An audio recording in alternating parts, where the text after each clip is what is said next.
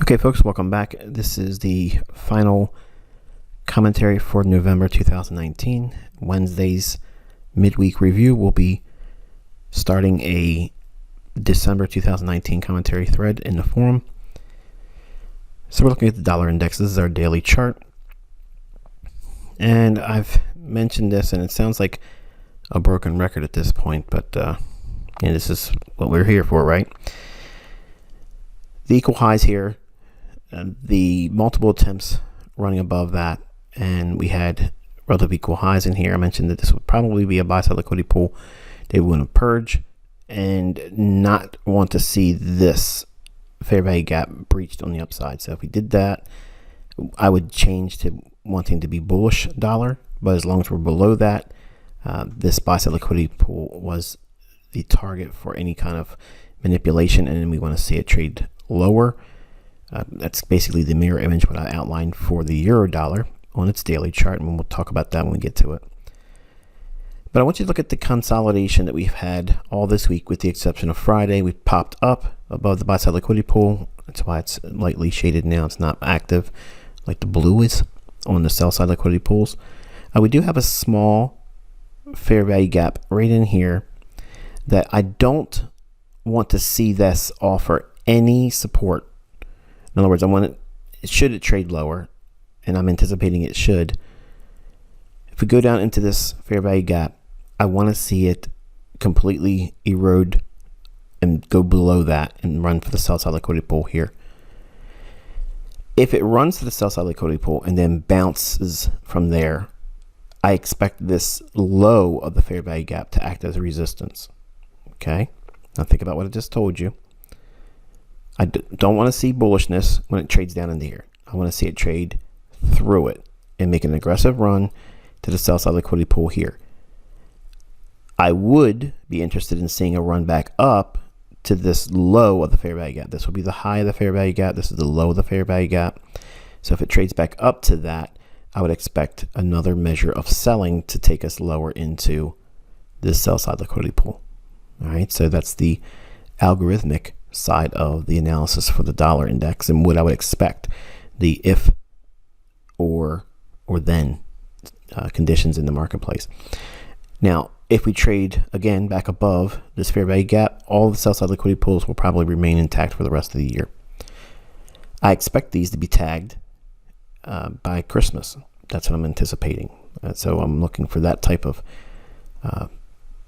scenario to pan out.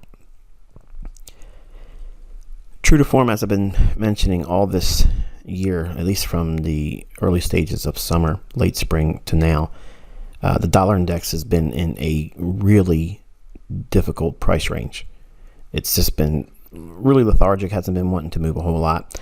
We've obviously found setups throughout the year, but it took a lot of patience, and it didn't pan out as smoothly as I like to see. Okay, so I just want to remind the folks that this is not a normal situation. It's not a new normal. I don't feel that the market's going to stay like this. Generally, when we have large consolidations for months or up to a year or maybe a couple of years, these are wonderful opportunities to set up enormous, prolonged directional moves where the large funds will be allowed to participate in that. And then the commercials, the banks will be offering the sell side of liquidity to, and I say that not in the form like this, sell side liquidity, but they're offering the liquidity for long-term trends to materialize, okay, after large consolidations. So that's what we're part of right now. And generally what happens is neophyte traders, impatient traders, speculators that have zero discipline, zero trading plan, zero idea what they're looking for, what they're waiting for. They just plunk money down, waiting to see something to dull the ache that normal mundane existence provides them. You can't do that and expect to have longevity in this industry. So I'm trying to be as best as I possibly can to be a voice of reason for those individuals that struggle with that, because I knew what it was like for me. Okay, so as a reminder, just know that majority of what we were anticipating for this year has panned out. The problem areas were the fact that we have had this rather large prolonged consolidation in the dollar index. This will not stay like this, and when it changes, and it changes the market profile, the state at which the market is contained in consolidation will change to a trending model. And when that delivery of price occurs, it will tend to stay like that for a long time, which was what I meant when I said on Twitter, salad days are coming. Salad days is kind of like a term used for when it's easy, okay, when life is easy. I don't know how that started. I don't know what the origin of that is. I just know that's a common reference that I've heard growing up, and it's in my memory. That's why I say it. So anyway, it just means it's going to get a lot easier in the coming years. Okay, just know that we've had a very long, prolonged, really, consolidation in the dollar index, and it's not surprising, really. If you look at all the things that the U.S. is up against in terms of impeachment, trade wars, all kinds of things. It's been rather resilient, if you ask me. But at some point, I think that there's going to have to be some price to pay.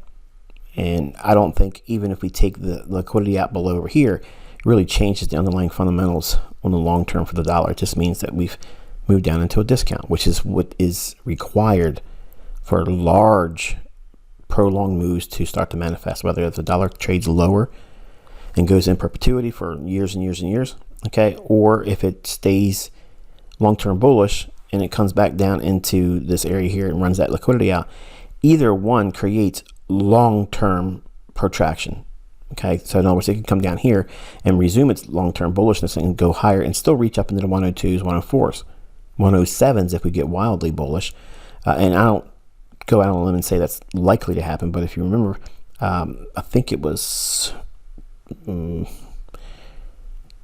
I don't know. Let's see. I can tell you what year I called 102, 104 on dollar by looking at the big move that ran out. Here it is. 2018. That's not it. I went back. It was further than that. Let's see.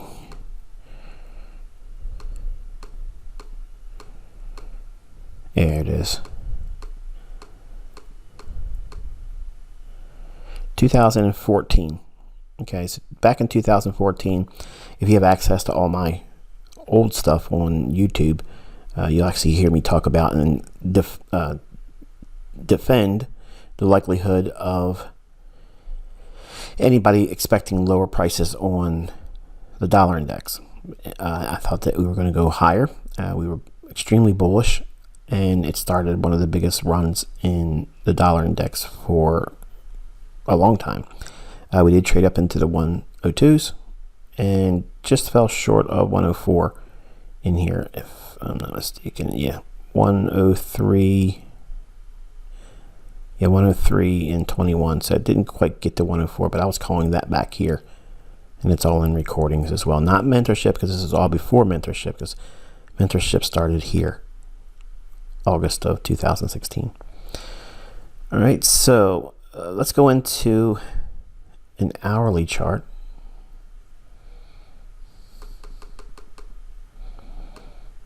All right, so we had all the buy side liquidity pool in here, completely purged, and that old high on the daily, that's what this gray line is in here. Look how many times we've tried to work above that, and no real meaningful run or sustained rally occurred after that. Even on Friday, we pumped above it, clearing the buy side liquidity pool, and then quickly it gave up the ghost again. Okay, so we have a fair value gap in here that's still likely to pan out. Huge sell side liquidity pool resting right below here. I think, honestly, it should continuously roll right into that this week. That's what I anticipate. That's what I expect to see.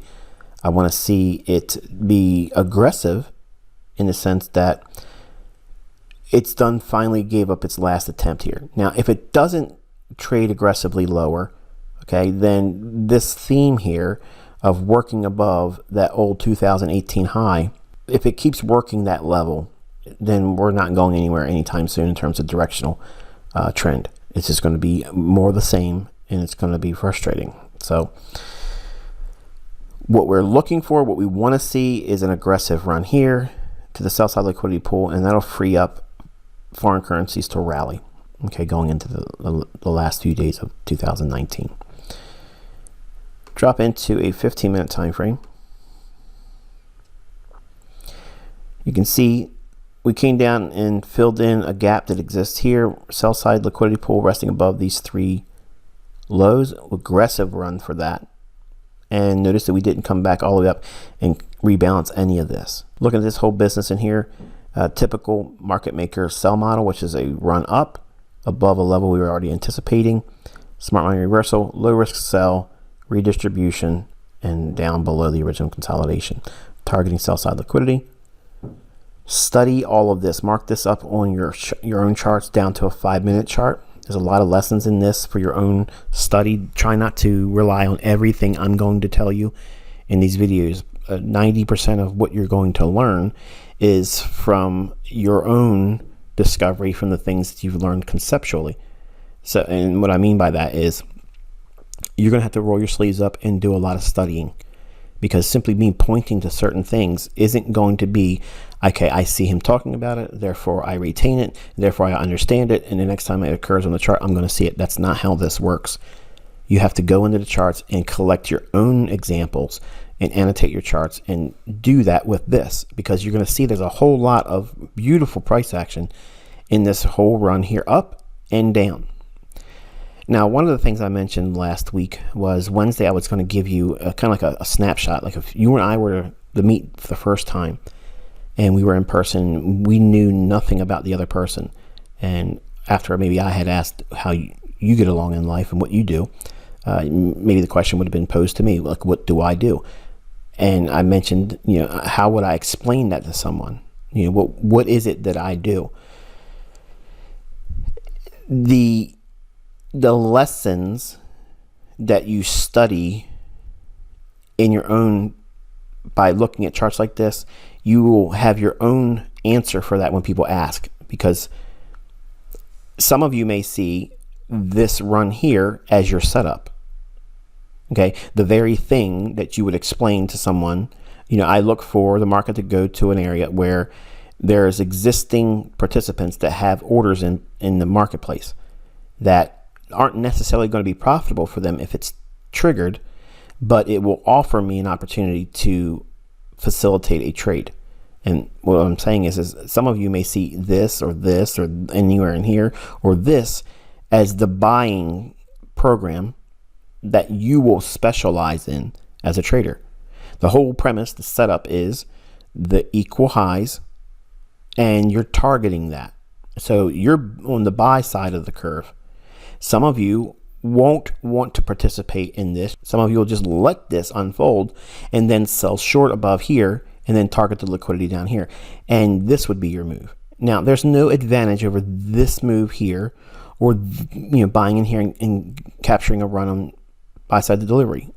It doesn't have one that's better than the other.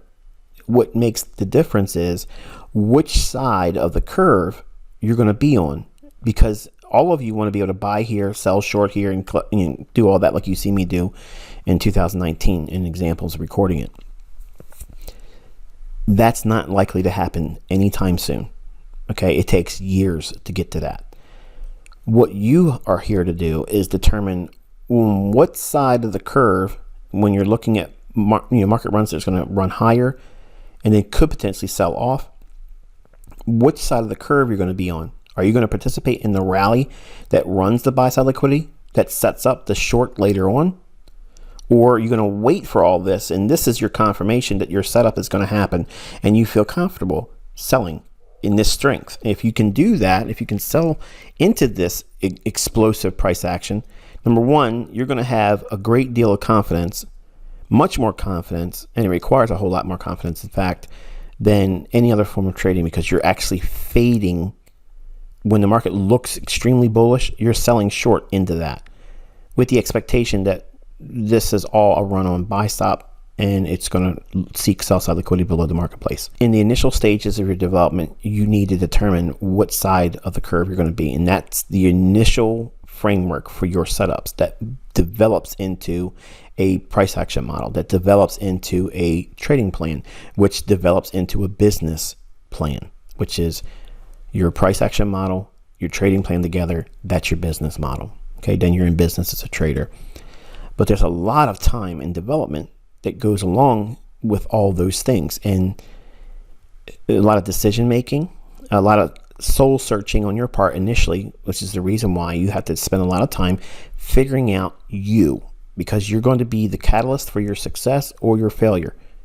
And if you don't address the things that's going to be problematic, what if you don't gravitate towards the buy side of this? Okay, you need to identify why you're fearful or why you're reluctant not to do this side of the curve, but more inclined to sell short here and capture the ride down. There's a lot of discovery about yourself that will illuminate things that are barriers for your development, that are fears that you need to overcome. And sometimes there's just pockets of opportunity for you to really just become a really balanced price action analyst. And once you can see both sides of the curve, you don't feel any kind of fear like you feel like right now, or maybe before you joined the mentorship, where you had really no understanding of what you're doing, what you're looking for. You're getting more pieces of the puzzle and they're slowly coming together, but you still haven't really figured out you. And that's the common denominator to failure, the individual, because it's not the system, it's not the teacher, it's not the mentor, it's not the market, it's the person. Because even though this market's been rather fickle all week, look at what we've seen here. Friday, we had a lot of volatility on Friday. But for the most part, look at the whole rest of the week. It's been doing nothing. It's been held in consolidation. So that is a testimony to why you're here. You're learning from someone that has a great deal of experience. These conditions are going to cause people with less understanding, or too myopic of a view on how the markets work. They're going to go in there and try to force things to happen because they have time on their hands and they have money in their account. Therefore, that's the perfect scenario for profit. So let's go in there and play casino time. I don't want any of you feeling those impulses. You want to wait for the markets to create the absolute highest probability. And there's a lot of things you got to learn that you aren't going to participate in. Once you understand those things, you'll know when to avoid trading altogether, because that's the biggest mystery for most educators. They don't know how to communicate because I don't believe they understand it themselves. When do you stay out of the market? Everyone can define a buy or a sell based on their indicators or based on their method, but none of them adequately spend time educating others when to sit on their hands and justify that. And the folks that come into this mentorship and roll right back out the door because they were looking for spoon-fed trades, they are absolutely going to fail. It's coming, believe me, it will always come and visit them. You will never see people that think like that. They want to come in and get spoon-fed trades. They are never going to have a career in this.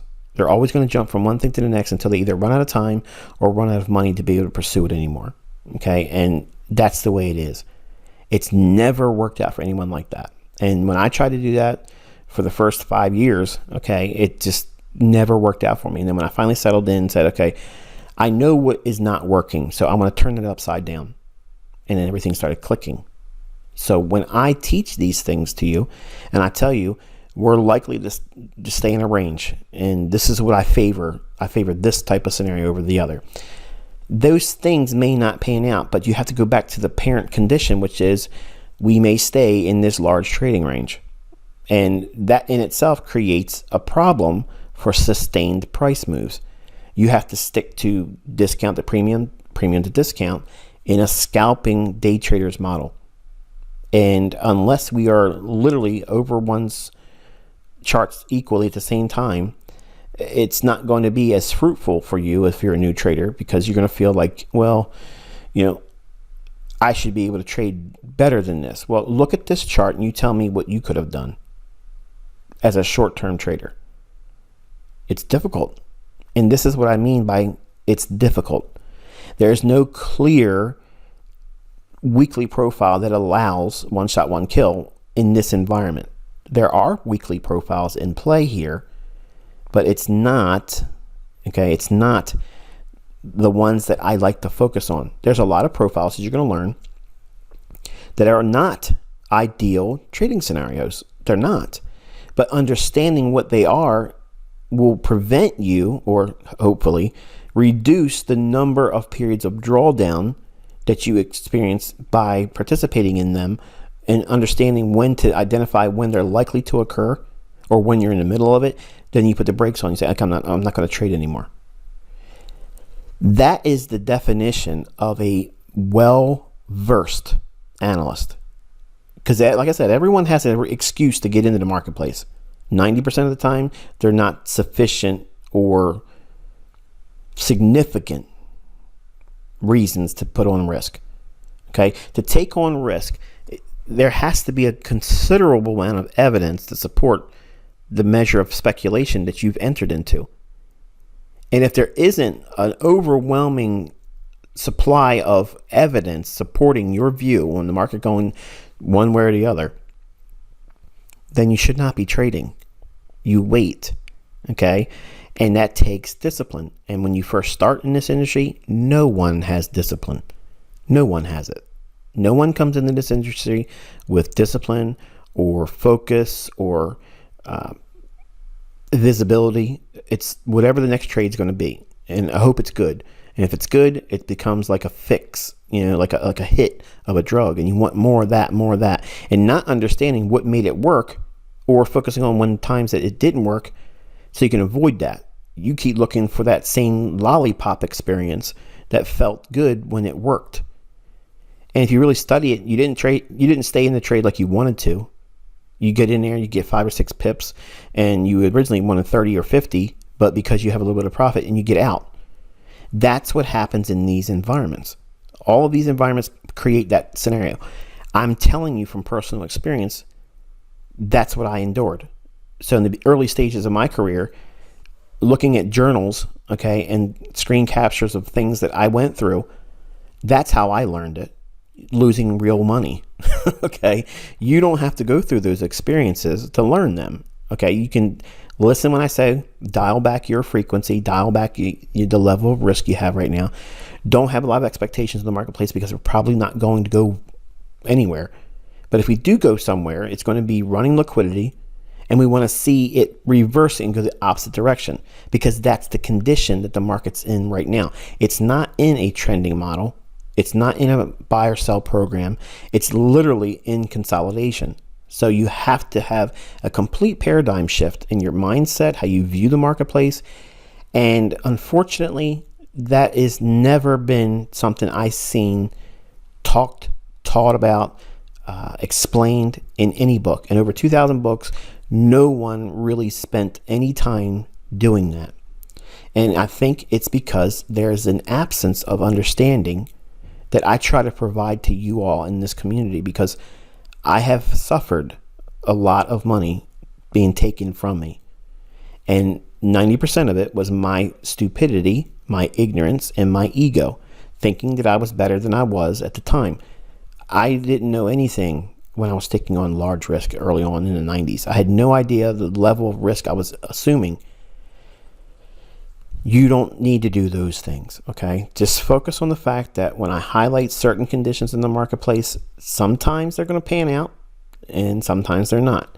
In environments like this, I already chalk it up as there's no real high five movements going on in the last few weeks. Have you noticed that?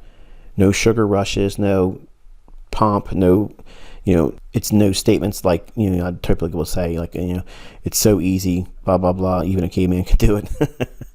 It's hard, and that's why I've been very vocal on social media about it too, because I know people that have worked in this market have had the same level of adversity that I had. And just because I have insight and I have tools that transcend all the other stuff doesn't remove the difficulty. Okay, so I do these types of rants a little bit with you because I want you to focus on the principle of the lesson, not the things I'm pointing out in the chart. It's the mindset, because if you don't think this way, you're going to lose. And you're going to lose regardless anyway, because you're going to have losses that come. But you're going to lose your focus. You're going to lose your planned direction of where you want to take your development. And you're not going to stick with anything, because you're going to think, well, okay, this short-term blip in what I thought was going to be an easy one-way direction run, and I was going to get to success and quit my job. Did you really think it was going to be no hardship, no periods in the market where you didn't know what was going to happen? Because this is going to happen. Now, these conditions, these prolonged periods of consolidation, do not happen a lot. Many times you're going to see the consolidation last for a few months and then boom, it moves again. Right now, there are so many geopolitical things that are happening. No one really has a clear vantage point of where risk is appropriate or where it should be assumed the greatest. That's where we're at right now. No one's really talking about that, okay? But that's exactly what's going on.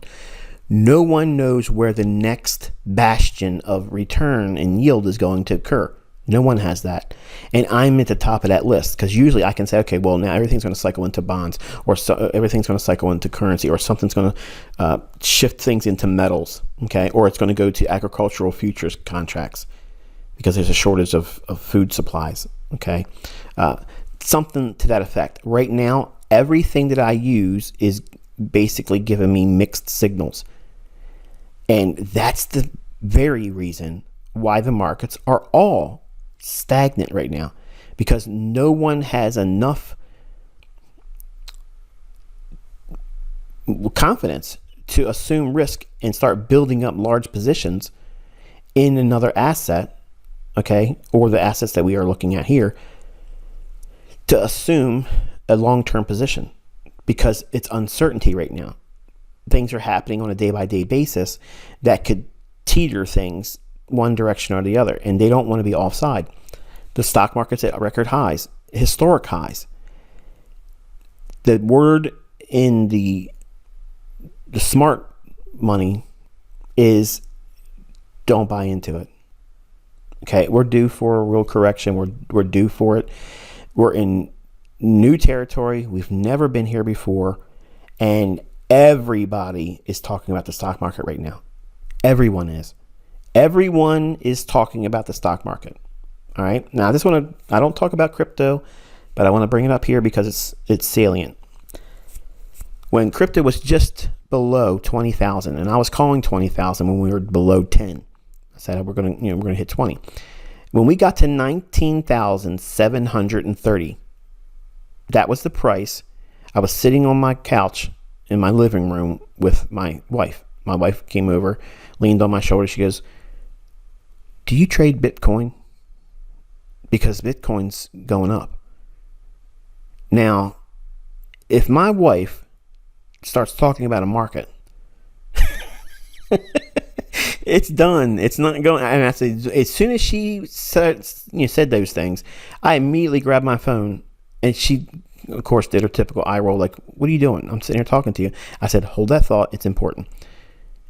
I went on Twitter and I said, Bitcoin is not going to 20,000. My wife is literally sitting next to me asking me if I'm going to buy Bitcoin.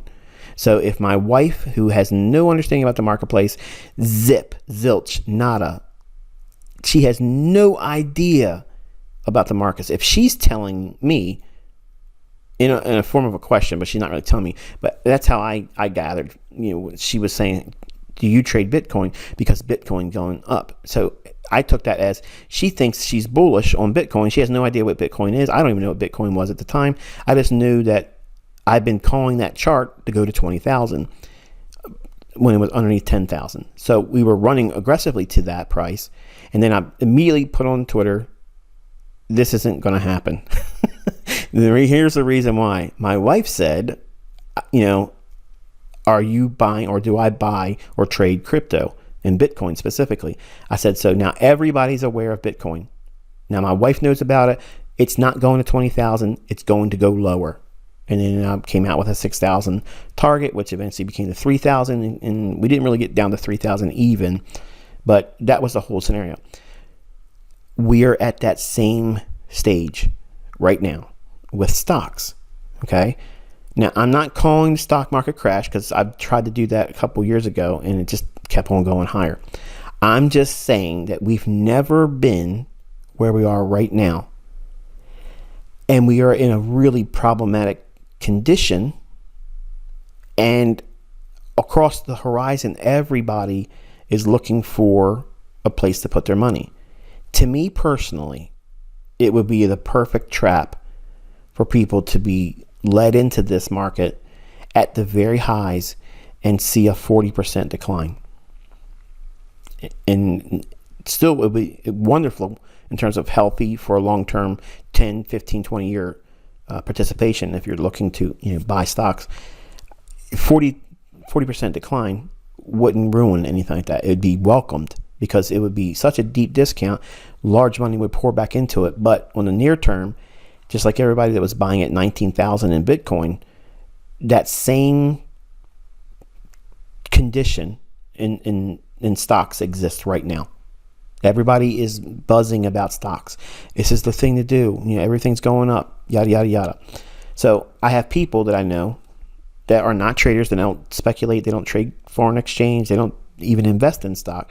But now, because the stock market's at historical highs, the conversation with me is that they're going to be pouring their money into stocks. And I'm cringing at that, because I know typically that's not always a good idea. And I'm saying all these things to remind you that your focus many times is on what order block am I going to be calling next? What target am I reaching for? And am I bullish or bearish on dollar, euro, and cable? And I really want you, and this is what the best students in my group do, they listen to these portions of the video. The part that when you're new, when you come in here in month 1 or you're starting month 2, these are the discussions that you are not really paying attention to. And this is the things that you miss going through the first time going into mentorship. Going through all those videos, this is where all the real secrets are. This is where you're learning how to become a trader. This is how you're going to avoid failure. Losing is not failure. Losing is a transaction. Failure is where you're completely removed out of this business. None of you have any excuse to be removed from this industry. If you listen, I'm teaching you how to avoid that. By default, the positive returns that you'll get by just not doing the stupid things that everybody else does, and I did too, because you're forcing yourself to trade in environments that are not likely to produce the result you're looking for. Think about what books are written on this topic. They don't exist. All your best trading educators out there, they do not write books on this. The books that I'm writing are going to have chapters with these things in it, because I know it's a requirement in terms of becoming consistently profitable and have longevity. And as an author, I'm going to provide those things that are lacking in this industry. And they are wide reaching. They're not just Forex. They're in every asset class. But you have to understand from a macro standpoint how all of these markets work together. And while some of them can go into independent periods where they just act and behave the way they want to behave and have no real impact on other quote unquote related or unrelated markets, in other words, intermarket relationships, there is an understanding when the markets are signaling the highest probable risk and the lowest potential yield.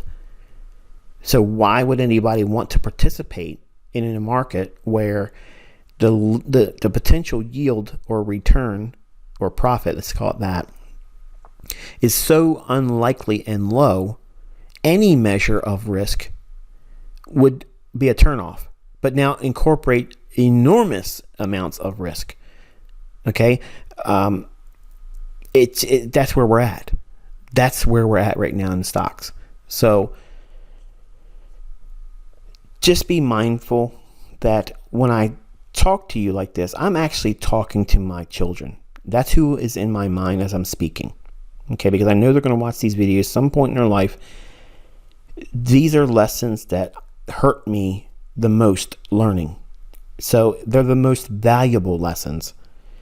So when my children hear this, just like you're getting the opportunity to listen to it, I'm hoping that they will hear me and understand, because I'm reflecting on the real losses that I took not knowing these things that I'm explaining to you.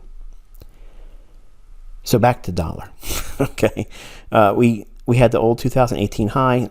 Multiple times it tagged it here, went above it here, spent some time above it here, one more here, dropped lower, and then they sent it up above the equal highs and the old 2018 high. And then both, they gave up all of this level and this level and ran for the sell side liquidity. And no immediate return back into here. Okay. I want to see it trade just roll right on over. I don't want to see it come back into any of this. I want to see it just roll right over, head for this fair value gap here, and then continuously erode with short, very brief Judas swings on the upside. In other words, every daily candle, I want the open to have very little, if at all, price movement above the open. And I expect to see that type of price action this week on dollar. That's what I'm looking for. If it doesn't perform that way, then we immediately go back to, well, we're likely to go sideways and do nothing and trade like this next week. Okay. I don't think it's likely to do that, but that's the mindset, and that's how I'm going into this coming week. All right. So let's move on over to euro dollar. All right. So here's the euro dollar. This is our daily chart. And I mentioned on Wednesday, I wanted to see it trade below these equal lows here. So the sell side liquidity would be attacked. And we have highlighted, or I've had highlighted the order block, the body of the candle on here, the open at 109.83.5. We trade down into 109.83.5. Popped off of that. And I said that we want to see it trade, or I wanted to see it trade down below that and reject and go higher. And we have a fair value gap up here, and we have relative equal highs, buy side liquidity. Think about these equal highs here, okay, in the same way that the relative equal highs were happening or formed in the dollar index on its daily chart. And we just recently blew through that on Friday. I'm expecting a run up into this area here and then accelerate through this fair value gap. I want to see it trade through that and make a run for the buy side liquidity. That's what I want to see happen. I want to see that occur by Christmas. That's the time horizon. That's what I'm looking for. I don't want to see Friday's low given up. As long as we're above Friday's low, I'm bullish on euro. Let's drop down into an hourly chart. Okay, so here's the hourly chart. And we had relative equal highs in here. So we know there's buy side liquidity resting above that. Buy side liquidity resting above the previous day's high. And this is the 28th. So this is Thursday's high. And the market trades down approximately 10 pips below these relative equal lows. We trade down into 5 standard deviations of the Asian range. Okay, that's what this is. It goes right to the pip, not one pip at, it goes right to it perfectly. Trades down into it in London. Does the sweep below the old low, the equal lows, and then into order block, which is that 109.83 and 5 pipettes. It trades down into that, and it ultimately stops exactly at 5 standard deviations of the Asian range. Hits it, market protraction on the upside, runs beautifully for the buy side liquidity pool here and here, and we've consolidated. So we want to see a continuation on the upside. I don't like anything trading south of the consequent encroachment of this gap. So this low and this high of these respective candles, that range, divide that in half right in here, that will be consequent encroachment of this BISI. So buy side imbalance, sell side inefficiency. I don't want to see anything less than that. So if we trade lower than that, we immediately go into an area where this is not likely to occur. This should ultimately stay open. But if it trades down the midpoint, that's fine. If it trades below that, it's concerning, and I'm not going to be bullish until we resume going higher. Okay. On a 15-minute time frame, Let's zoom out a little bit. All right. So we have price run to the daily bullish order block. This is the opening price. This is that green line here. Price makes a run aggressive all the way up into relative equal highs. And on the 29th, right here, we have midnight New York time, and it clears all of that out. And it does not reject. It does not completely revisit even the breaker that exists here.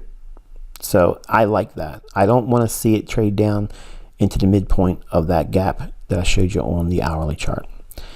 This consolidation here, I want to see it gap higher on the open on Sunday, fill the gap by trading lower, and then resume aggressively on the upside. And that's what my expectations and what I'd like to see happen on Euro this coming week. So let's go over to cable now. All right, so we have the British pound versus the US dollar. This is our cable pair. Buy-side liquidity pool resting above these equal highs. I still believe that's the draw on liquidity targeted by Christmas. I'm expecting that to unfold.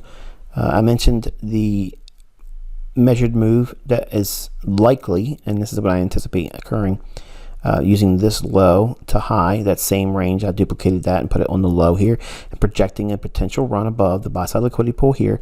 Now, I'm not saying that from this low here, it should have been a straight shot. I'm saying that this range from that low up to this price point.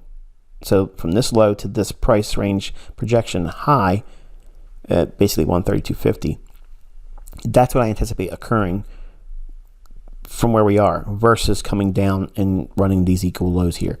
So I think this high here, running these equal highs, is more likely to occur than a run below these equal lows. And couple that with the anticipated, or my opinion, of dollar going lower, and this becomes a lot more probable. Okay, I would have liked to seen this. We'll just call it what it is. It looks like a bull flag, and most people have it from here to here, which again, it could unfold. I could be wrong, but I'm using this low to this high from here and projecting it up for a measured move scenario. But if it was going to fail, I would have rather seen it do it prior to this run here, or if it did, just completely collapse down. It didn't. So last week we had, again, another consolidation week, but it still looks like it's building in some potential upside expansion, and I'd like to see that happen this week. I'd like to see a real aggressive run, at least above this candle's high here at 130 and 12. Let's move into an hourly chart. All right, so here's our hourly chart. Lots of equal highs and lots of equal lows. We have relative equal highs here, relative equal highs here, relative equal highs here, relative equal lows here, relative equal lows here, and between these two here, 1, 2. So there's a lot of nested liquidity above and below the marketplace. Using that higher time frame, I'm anticipating the larger pool of liquidity above the daily highs. And those equal highs I said I would like to see ran by December. There's large fund liquidity back there. And, well, not back there in terms of time, but it's back there in terms of the price and where we are right now. It could pretty easily run up in the next 2 weeks. Will it do that? I don't know. But if I were a betting man and I was forced to say which side of the marketplace I would rather be on, I would be a bull on cable. And I don't want to see these relative equal lows taken out before these relative highs are taken out. And what am I saying? Am I saying that I could see these relative equal highs taken out and then run these equal lows? That could happen, but if it did that, I wouldn't be bullish. I'm saying that I don't think we're going to go down here before we rally and take these out. Now, once these equal highs are taken out over here, I want to see an aggressive expansion so that way we cover distance, magnitude, and speed. I want to see how fast we can run and how far we can run once we get these equal highs taken out. In other words, I don't look at this as a run above these equal highs and then collapse like the dollar did recently on its daily chart. We were anticipating that. We don't want to see a run above these equal highs and then a failure and reject go lower. We want to see it expand above these equal highs and then build momentum and speed and run aggressively higher. That's what I'm looking for. Now we do have a small little fair value gap right in here. It could come down into that on Sunday at the opening, okay, and trade into that and then find some bullishness. I just don't want to see it trade below these equal lows, okay, because to do that, we'd have to run down below here to get the next area of liquidity, and then we have a small little fair value gap in there.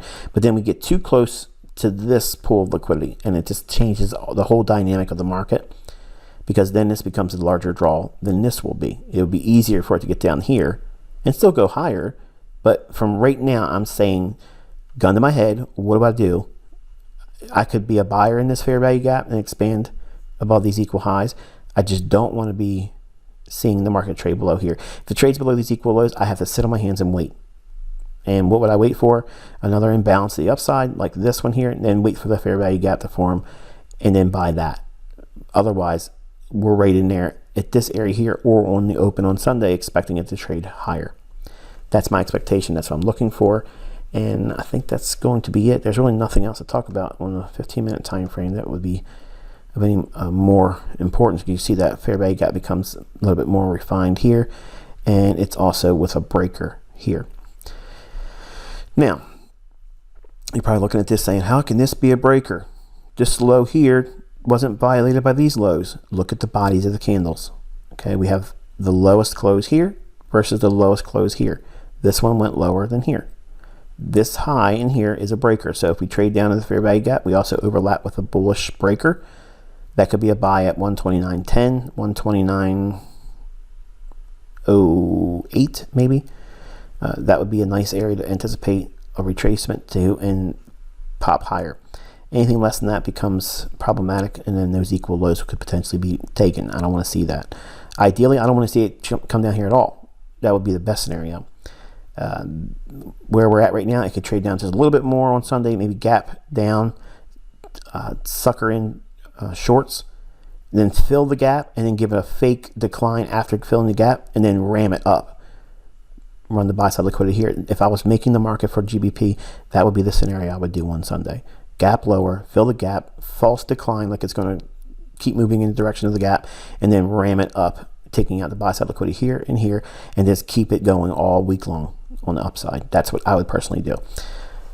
Now, unlike what I was saying with the dollar index, remember I was saying on the daily chart, I said I want to see from the daily candles, the open, have very little movement on the upside. Don't expect that with cable. Cable's going to be a little bit more wild, and don't have those same reservations with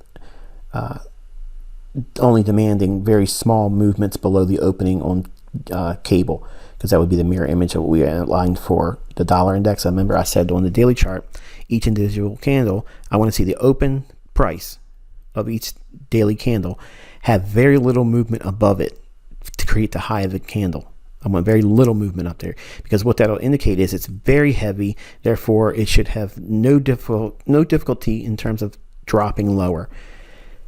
Cable, as you can see here, it's a little noisy right now, and I don't have that same expectation in terms of looking for an opening on the daily candle, the opening price, and having just a little bit of movement below the opening price. It could completely, disrupt your expectations if you have that view.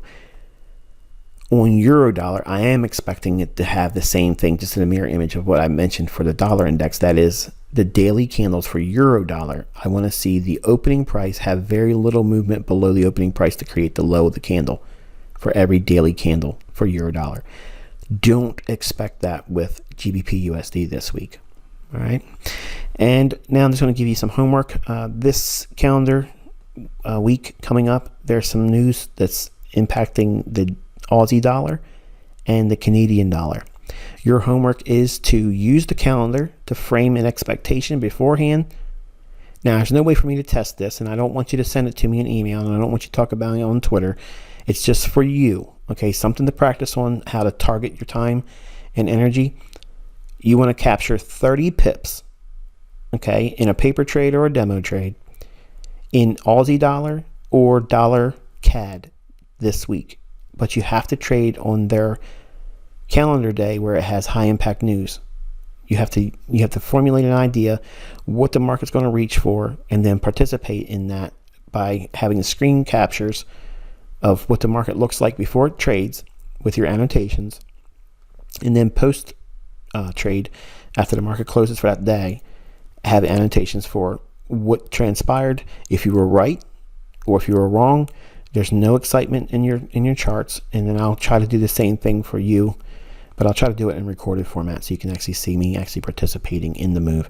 I'll try to do that this week in one or the other, either dollar CAD or Aussie dollar or dollar CAD, one of the two, whichever one my wife allows me the time for, because we're getting close to the holidays and she kind of like handles my personal time more than any other time of the year.